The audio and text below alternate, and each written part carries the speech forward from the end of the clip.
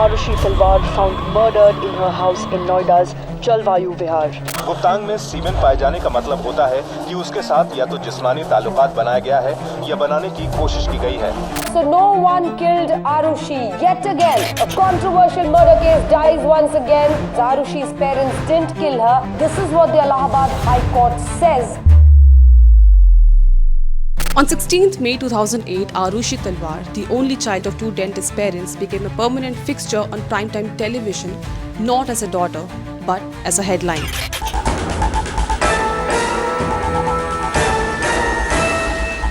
She was found murdered in this very house in Noida, her throat slit, her head bludgeoned. Within hours of the murder, the media descended, and so did a storm of speculation and endless headlines. But 17 years on, no one knows who did it. Justice still a question mark.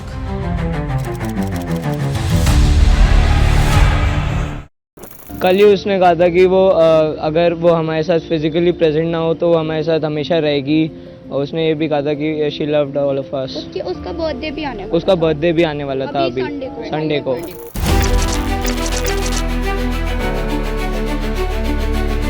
इनकी बेटी आरुषि जो DPS की student है, 9th standard में पढ़ती है, उम्र 14 साल है. सुबह जब वो उठे हैं सो के तो नौकर घर पर नहीं था, घर बाहर से लॉक नहीं था बल्कि बोल्ट था. मेड सर्वेंट आती है, मेड सर्वेंट जब बैल बजाती है उस पर उठते हैं वो. उनको पता लगता है कि वो सोचते हैं कि शायद चला गया होगा सामान लेने के लिए, लेकिन जब वो आते हैं फिर वो बच्ची को जगाने जाते हैं तो बच्ची अपने बेड पर पड़ी हुई है और उसके गले पर धारदार हथियार से उसके गले को काट दिया है और नौकर गायब है.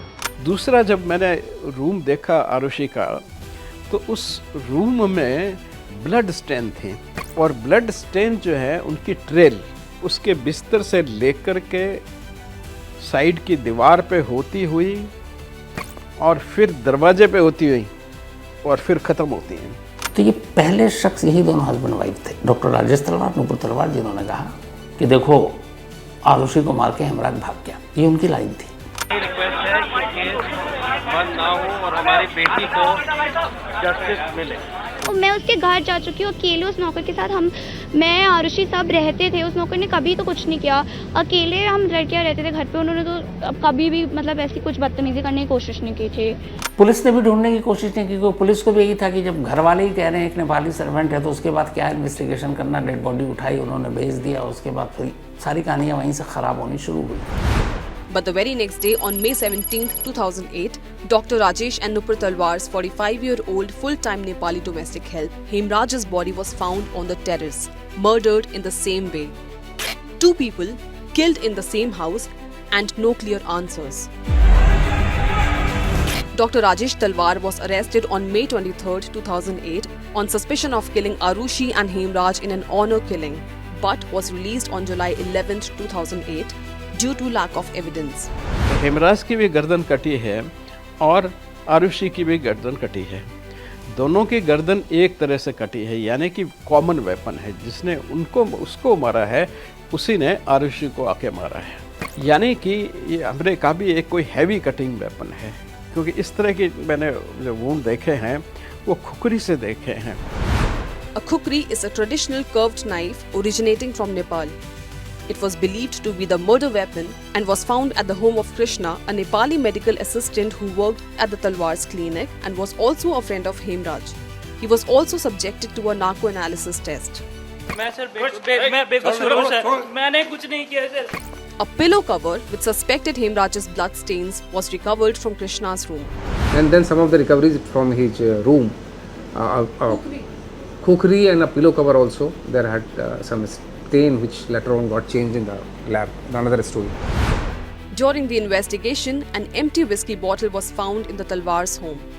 The CBI believed it had been consumed on the night of the murders. The whiskey bottle of Dr. Talwar was kept on the dining table that has been shown by the media all over for 2-3 days with the blood stain things. And everybody knew that Hemraj didn't used to drink. So all these things indicate that the people had come from outside. Rajkumar, a domestic help of Talwar's family friend, and Vijay Mandal, a servant in the same society, were initially suspected along with Krishna. The CBI's theory based on narco tests claimed the trio killed Arushi after a failed sexual assault and murdered Hemraj as a witness. But all were later released due to lack of evidence. They did a brain mapping test because we were asked by them to do it, and we are, if anything is going to hang those criminals, we are willing to do it. I don't care what it is, okay? They can put me through 500 tests. As long as the result is that those 3 men are hung, I'm game with it. तीन बच्चे थे, तीनों पढ़े, तो वो उनका कोई involvement नज़र नहीं आ रहा था, उनका कोई किसी तरह से नहीं था। कृष्णा को सिर्फ इसलिए पकड़ लिया गया था उस वक्त के भी उसके पास वो खुखरी थे, but it was unused, rusted पुरानी खुखरी थे, कोई यूज नहीं था, तो इसलिए उसको बाद में उसको छोड़ दिया गया। सब लोगों की बेल हो गई है, आपको क्या लगता है कि सीबीआई की जांच कहीं फेल हो गई है, कहीं कमी रह गई क्या? जो भी कानून में लिखा है और जो भी कोर्ट के आदेश हैं हम उसे रिस्पेक्ट करते हैं, and we are a legal agency, we will follow the rule of law.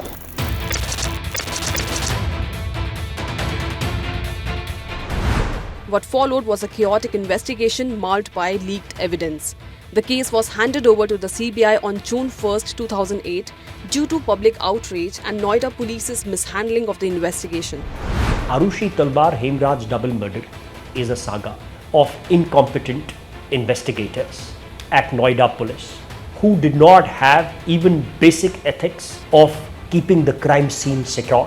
किसी भी फॉरेंसिक केस में जो हम काम करते हैं तो हम देखते हैं ट्रेस एविडेंसेस को। एक प्रिंसिपल होता है जिसको हम कहते हैं लोकार्ड्स प्रिंसिपल। लोकार्ड्स प्रिंसिपल का मतलब होता है कि जब भी कोई चीज़ें दो कांटेक्ट में आएंगी तो अपनी ट्रेसेस एक दूसरे पे ट्रांसफ़र कर देंगे। इसीलिए सीन ऑफ क्राइम पे कहीं भी हम जाते हैं तो उसको पहले सील कर दिया जाता है, क्योंकि वो ट्रेसेस बहुत ज़्यादा इम्पोर्टेंट होती हैं, उन ट्रेसेस से ही हम सारा आगे प्रोसीड करते हैं। अब इस केस में क्या हुआ था कि जैसे ही अखबार में आया तो न्यूज़पेपर वाले, मीडिया वाले, जनरल पब्लिक वाले उनके घर में घुस गए और वहाँ जो भी ट्रेस एविडेंसेस थी वो सारी ट्रेस एविडेंसेस कंटामिनेट हो गई। The lead defense lawyer of the case stated that the Noida police cut up Arushi's blood-soaked mattress and then dumped it in a security guard's cabin. No forensics team, no dog squad. Even the cooler panel found resting on Hemraj's decomposed body wasn't seized. The officer claimed it was too heavy to lift. Bottle of whiskey, there must have been the fingerprints on that, but nobody had lifted it. And after 3 days, if you leave the fingerprints, so many people have touched it. So how can you do that? When ill-trained, some constable who got virtually a shaving brush to take out some fingerprints, and he spattered so much of black powder on the fingerprints that even they died. Again, the blood stain that was blood stain on the pillow cover or in the room of Krishna that was seized by us. Again, the forensic lab said something different, that it got swapped with some other piece and then it got didn't get a definitive opinion from that. So it's quite unfortunate. It doesn't happen normally, but it has happened in this case.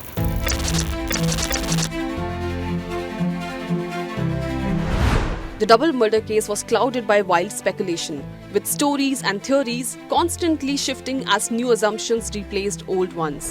हालांकि इस case में मैं बड़े जितने भी CBI की team लगी या फिर जो नोएडा की टीम लगी, गुरदर्शन सिंह जी थे उस वक्त एडीजी मेरठ, जिन्होंने प्रेस कॉन्फ्रेंस की थी गाजियाबाद नोएडा में, और वहीं से इस कहानी को एक रास्ता मिला। लोगों को लगा कि जो उन्होंने कहा वही है। तो कहानी क्या बनी कि आरुषि हेमराज के बीच में कुछ था। डॉक्टर तलवार ने रात को देख लिया, उन दोनों को आपत्तिजनक हालत में, गुस्सा है, उन्होंने मार दिया। ये कहानी की पहली बुनियाद थी। अब क्या होता है कि आरुषि का पोस्टमार्टम हुआ। पोस्टमार्टम में वहाँ पे डॉक्टर्स ने कोई भी जो उनके जेनिटल ऑर्गन्स थे उसमें कुछ उनको नहीं मिला था ऐसा जो कुछ सजेस्ट करता हो। मीडिया में खबर चली थी कि डॉक्टर तलवार, राजेश तलवार, ये सब हाई प्रोफाइल सर्किल में बैठते हैं और वाइफ स्वैपिंग का भी इसमें एक एंगल है, और शायद वो आरुषि ने देख लिया और फिर आरुषि ने कहा कि मैं आवाज़ उठाऊंगी। इसके ऊपर उसको खामोश कर दिया, क्योंकि हेमराज ने भी देख लिया और हेमराज गवाह था। मुझे ऐसा लगता है कि कुछ फाइनेंशियल इसने कर्जा वर्जा लिया है अपना घर वर बनाने के लिए, जो उसको पे नहीं कर पा रहा था। और उसी इशू को लेकर के कुछ उनका झगड़ा हुआ है उस आदमी से कि भाई मैं नहीं दे पाऊंगा, तो वो थोड़ा ज़्यादा ज़ोर से बोलने लगा होगा, तो उसने उसको कहा, तब तक आरुषि वहीं पे है, तो उसने उसको कहा भी देखो यहाँ कुछ मत करो, अपन सकते छत पे बात करते हैं। तो वो गया छत का, उसने दरवाज़ा खोला और वहीं पे दोनों अल्टरकेशन हुआ। उस अल्टरकेशन में वो खुखरी लेके आया था, उसने उसको मार दिया वहीं पे।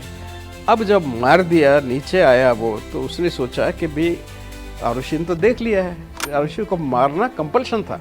अब लेकिन इसकी कहानी ये कि चूंकि आरुषि और हेमराज के बीच में कुछ अफेयर था, उस रात ही बाकी के दोस्त आए, उन्होंने शराब पी, फिर उन्होंने हेमराज से आरुषि के बारे में बात की, फिर उनकी नीयत ख़राब हुई, उन्होंने कहा मैं आरुषि के कमरे में जाऊंगा, और उसके बाद वो तीनों जबरन आरुषि के कमरे में घुसे।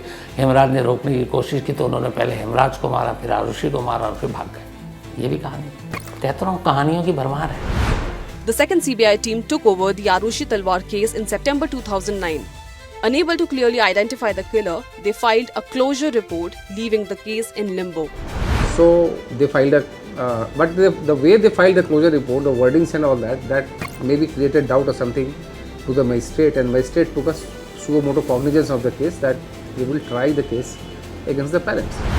The CBI's 2010 closure report said there was insufficient evidence to charge anyone in the Arushi Hemraj murder case, but did not rule out the Talwars. It noted the crime scene was clean and there was no forced entry, pointing to insider involvement. A Ghaziabad court rejected the report and ordered a trial against the Talwars. Today, the Court of Additional Sessions Judge framed the charges under Section 302 IPC against both the accused. In November 2013, the Talwars were convicted by a special CBI court in Ghaziabad. And in October 2017, the Allahabad High Court overturned the verdict and acquitted them. The judges ruled the evidence was insufficient and the CBI's case was full of contradictions. You have no blood evidence on the stairs going up to the roof. Not even a single droplet of a man as heavy as Hemraj. What does that suggest? That the man was never dragged. Rather, probably he walked up. How did, the Allahabad High Court Division Bench debunk the CBI charge on this count? On this very thing. So what was the case finally? That Hemraj was assaulted and murdered on the roof alone, and Arushi was assaulted and murdered in the room alone. The Talwars walked free, but the mystery walked with them. In March 2018, the CBI challenged the acquittal in the Supreme Court, and in August, the Supreme Court admitted the CBI's appeal, but never overturned this acquittal. Nobody has been charge seated for that particular case, and the matter is pending in the Supreme Court. So let's wait and hear what the highest court of the land has to tell about Arushi case. Now here are two perspectives to the case. Legally, the case is resolved. The Talwars faced trials, sentenced to life imprisonment, but later proven non-guilty from a legal standpoint. But from an investigative standpoint, no one else has ever been charged or proven guilty. The case, according to me, is closed. तो शायद हजारों लाखों case में आरुषि के case भी कहीं गुम, इसको कोई याद भी नहीं करता, लेकिन ये केस तब तक जिंदा रहेगा जब तक इसका आखिरी फैसला नहीं आ जाता। और एक सवाल के लिए कि क्या आरुषि के कातिल उसके माँ बाप हैं? जो बहुत सारे लोग कहते हैं कि आरुषि और हेमराज को डॉक्टर राजेश तलवार, मुकुल तलवार ने मारा है। मेरा सिर्फ एक ही कहना है इस बारे में कि अगर वाकई यही दोनों कातिल हैं तो फिर मैंने अपनी ज़िंदगी में इनसे बेस्ट एक्टर नहीं देखा।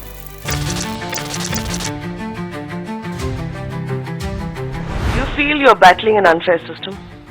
Definitely. Unfair is a very mild word for it. Very mild word. Unfair is a very mild word for it. This is a system is just nothing. It is just nothing. It never gives anything to anybody. There is no system in this country. I'm sorry to say that I don't think I should have been born here. That's all. Till today, no one knows who killed Arushi and Hemraj. The case remains officially unsolved. But why does it matter after 17 years? It was a case that exposed everything wrong with our justice system. From botched investigations to media trials, from assumptions over evidence to judgments made in living rooms before courtrooms. Do you think CBI lagged here in this case? Obviously, there were issues. There no doubt there were a lot of issues. But beyond all that, it was the story of a young girl robbed of her life, her dignity and her truth. तो जिस तरीके से पहले Noida police ने फिर हम लोगों ने जो कैरेक्टर एसेसिनेशन किया इसमें आरुषि का, वो मुझे लगता है कि शायद बहुत ज़्यादा गलत था. Arushi never got justice, and Hemraj, a domestic worker, was often forgotten in headlines. He never even got his story told. This is why we remember. Arushi! Arushi! Justice! इस पूरे देश के लोगों की एक राय है, इकलौती बेटी मर गई और माँ बाप, ये खासतौर पर माँ को लेकर, नुपुर तलवार को लेकर, उसको एक बार भी रोते हुए नहीं देखा. लेकिन कहानी का एक पार्ट है. दूसरा पार्ट ये भी है कि बड़ी पर्सनल और इमोशनल चीज़ होती है. हमें और तुम्हें नहीं मालूम कि घर की चार दीवारी में या तन्हाई में या अकेले में वो कभी रोए कि नहीं रोए. कौन इसका सबूत दे सकता है या कौन गवाही दे सकता है? नहीं दे सकता. जहाँ भी हो तुम, मिले तुम्हें शांति. एक माँ की यह है प्रार्थना, आभारी हूँ तेरे प्यार की, अब तू ही है मेरी साधना. करती हूँ तेरी पूजा, तू ही मूरत मेरे मन की. आरुषि, पहली किरण भोर की मेरी.